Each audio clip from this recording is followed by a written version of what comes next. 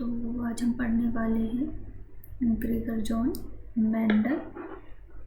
ठीक है, तो इसको ध्यान से पढ़िएगा, इसमें काफ़ी क्वेश्चन बनते हैं। तो इन्होंने जो मेंडल है हमारे, इनको फादर ऑफ जेनेटिक्स कहते हैं, है ना। Father of genetics objective question में पूछ लिया जाता है, तो ये बिल्कुल माइंड में बिठा लीजिए, हमारे फादर ऑफ जेनेटिक्स हैं ग्रेगर जॉन मेंडल। ठीक है, अब इनका जो बॉर्न है कब हुए थे, 22 जुलाई 1822। इनकी डेथ हुई थी 6 जनवरी 1884। Mendel selected garden pea. ठीक है, इसका जो डिप्लॉयड नंबर है, क्रोमोसोम नंबर, वो 40। बॉटेनिकल नेम क्या है, पाइजम सैटाइवम। और 7 साल इन्होंने काम किया है, 1856 से 1863। इन्होंने अपना रिजल्ट पब्लिश किया, published his result in proceeding of the Brunn natural science society. ये याद कीजिएगा, ये पूछ लेते हैं कभी कभी वाइवा में, और वाइवा में मैक्सिमम पूछते हैं। और इनका पेपर का नाम था एक्सपेरिमेंट ऑफ प्लांट हाइब्रिडाइजेशन। ठीक है, अब इन्होंने मेंडल ने जो है क्यों पाइजम सैटाइवम क्यों चूज़ किया, तो इसके कई कारण हैं।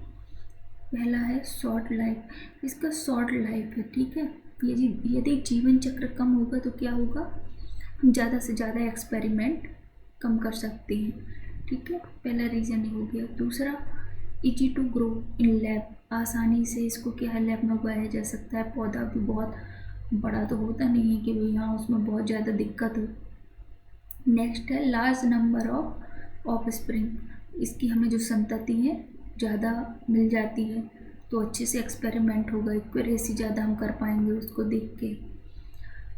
प्रेजेंस ऑफ कंट्रास्टिंग करेक्टर, जैसे कि एक पौधा लंबा है तो दूसरा कैसा है, छोटा है, और फ्लावर का कलर पर्पल है तो दूसरे का वाइट है।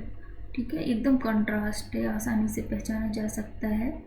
सेल्फ पॉलिनेटेड है, ये सेल्फ पॉलिनेटेड है, और इसको हम क्रॉस पॉलिनेटेड भी कर सकते हैं, इसको इसमें क्रॉस पॉलिनेशन भी कर सकते हैं।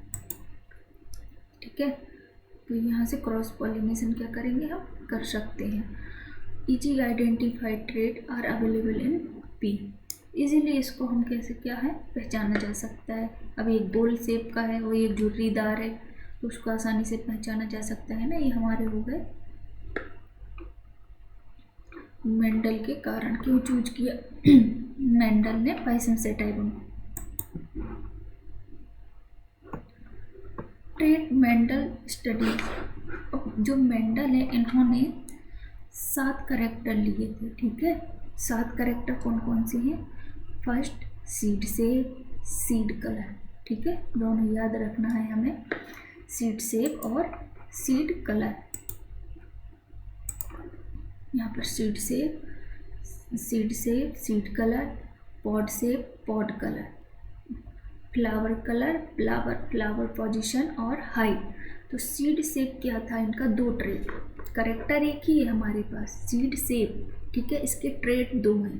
ठीक है ना, ये 2 एलील है, मतलब यहाँ पर एक स्मूथ के लिए एलील काम कर रहा है, एक एलील काम कर रहा है रिंकल्ड के लिए। जो रिंकल्ड के लिए वो कैसा है, रिसेसिव है। जो डोमिनेंट के लिए है वो कैसा है, कैपिटल में होगा। ठीक है, वो डोमिनेंट ही है, मतलब ये रिसेसिव में होगा, ये डोमिनेंट में। तो स्मूथ सीड शेप कैसा होगा हमारा, स्मूथ, और रिसेसिव ट्रेड इसका रिंकल्ड, एकदम गोल चिकना। ठीक है, वो एक ऐसा झुर्रीदार होगा।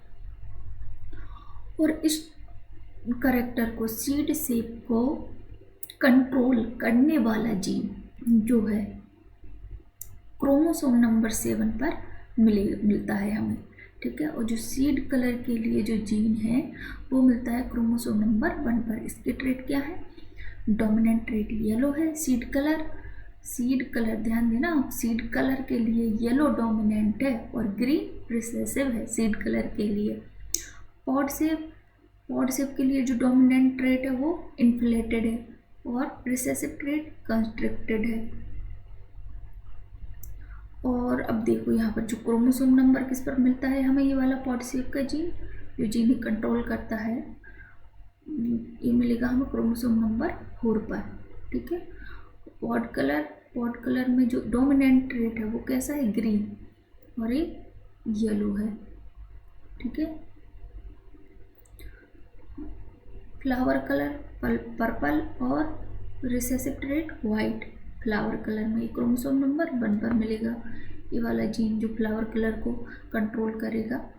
जो फ्लावर पोजीशन एक्सिलरी मतलब ऑन स्टेम, जो स्टेम पर होगा वो कैसा होगा, एक्सिलरी। और एट द टिप पर जो फ्लावर हमें मिलता है वो टर्मिनल उसे बोलते हैं, वो रिसेसिव ट्रेट है। ये वाला जीन जो फ्लावर पोजीशन को कंट्रोल करता है ये हमें क्रोमोसोम नंबर 4 पर ही मिलता है। हाइट ये तो सभी को पता है, डोमिनेंट क्या है, टॉल, और रिसेसिव में शॉर्ट। ये वाला जो जीन है वो हमें मिलेगा क्रोमोसोम नंबर 4 पर। चलते हैं हम नेक्स्ट, टाइप ऑफ क्रॉसेस में हम पढ़ेंगे पहले मोनोहाइब्रिड क्रॉस। और मोनोहाइब्रिड में हमारा लॉ ऑफ डोमिनेंस और लॉ ऑफ सेग्रीगेशन दोनों आती हैं। ठीक है। तो मोनोहाइब्रिड क्रॉस किसे कहते हैं, cross involving a single character flower colour. Single character यहाँ पर हम क्या ले रहे हैं, कलर।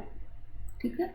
तो हमने 2 पेरेंट लिए, मेंडल ने क्या किया था, 2 पेरेंट लिए थे और 2 कैसे थे, दोनों होमोजाइगस थे।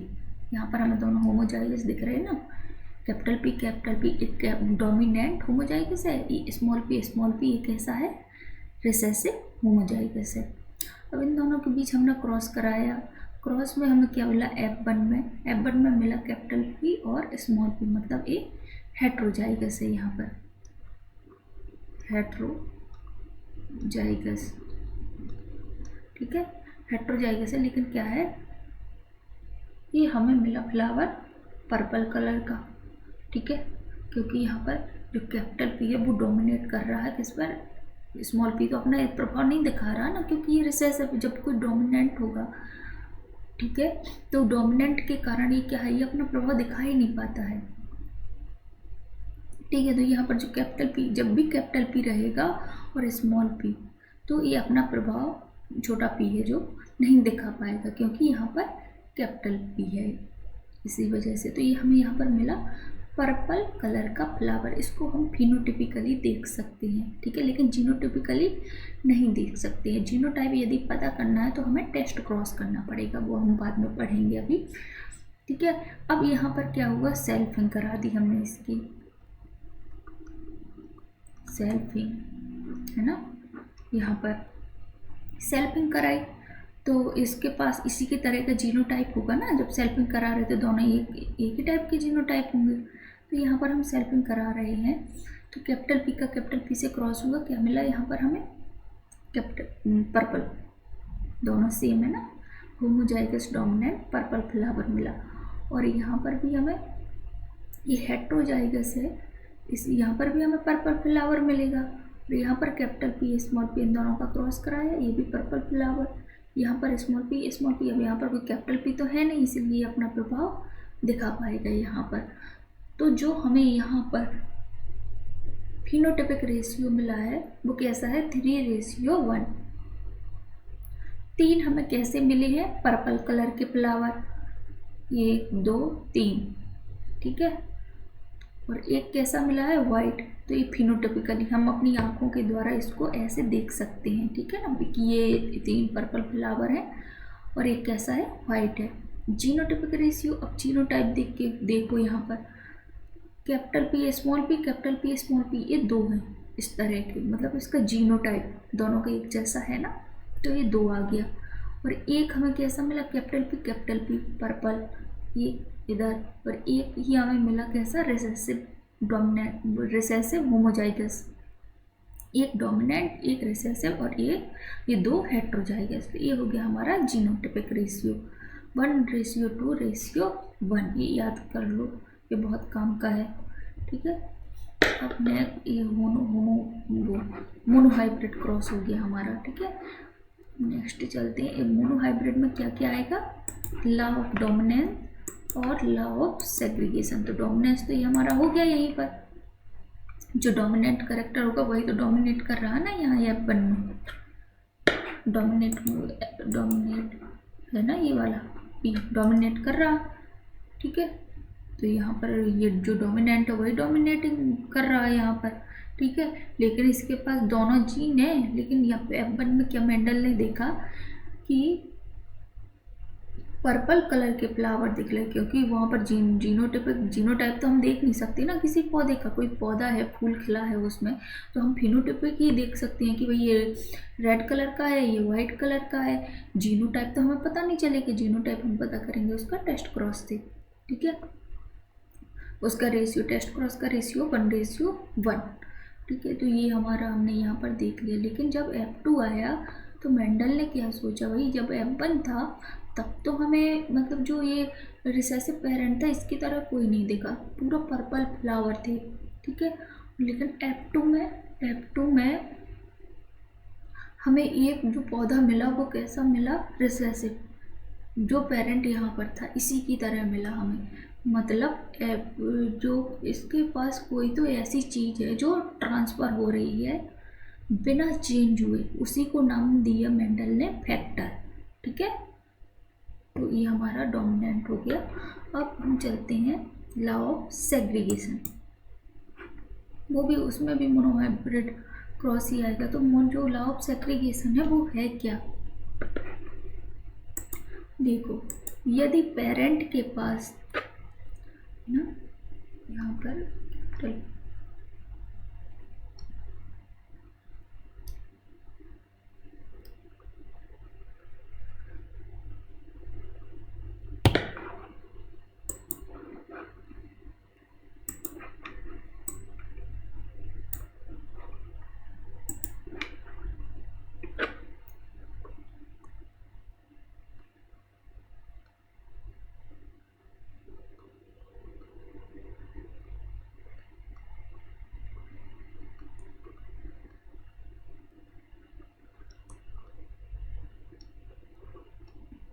अब देखो यहाँ पर यदि पेरेंट के पास 2 एलील हैं, कैपिटल P स्मॉल p, ये हमारा F1 है, ठीक है। ये हमारे होमोजाइगस दोनों पेरेंट हैं।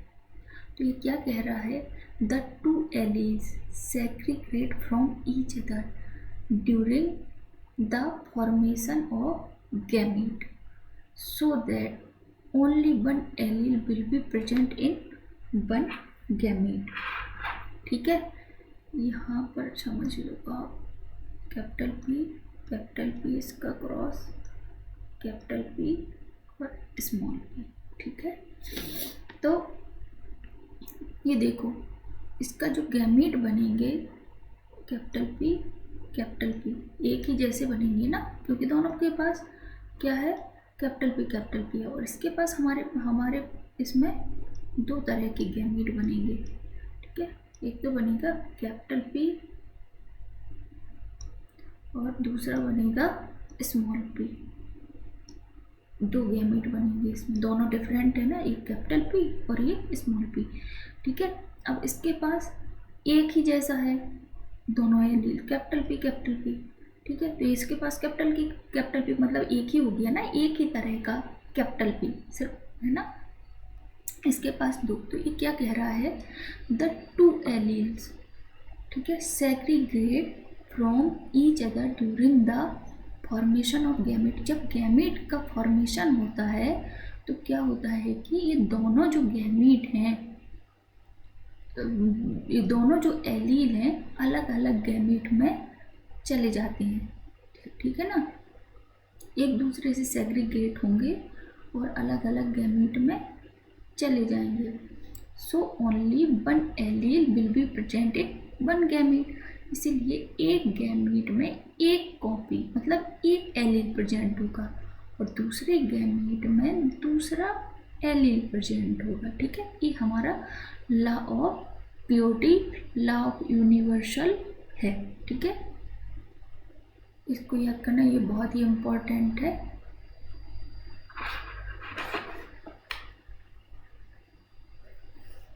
और इसमें नो एक्सेप्शन, यहाँ पर कोई भी एक्सेप्शन नहीं है इसके लॉ ऑफ सेग्रीगेशन के। ठीक है, अब ये है डाईहाइब्रिड क्रॉस। डाईहाइब्रिड क्रॉस में हम क्या करते हैं, क्रॉस इन्वॉल्विंग टू कैरेक्टर। तो यहाँ पर हमने लिया seed colour and seed shape, दो कलर, यदि हम दो कलर लेंगे तो क्या दो कलर की स्टडीज करेंगे तो ये हो गया हमारा डाईहाइब्रिड क्रॉस। देखो इन जो डाईहाइब्रिड क्रॉस किस में आता है, इंडिपेंडेंट असॉर्टमेंट के अंतर्गत। अब यहाँ पर क्या है, alleles for different trait are distributed to sex cell and offspring independently of one another. चलो डाईहाइब्रिड क्रॉस पढ़ते हैं। ये देखो यहाँ पर लिया है दो करेक्टर, एक है हमारा दोनों होमोजाइगस है, ये डोमिनेंट होमोजाइगस, ये recessive homozygous, round yellow wrinkled green.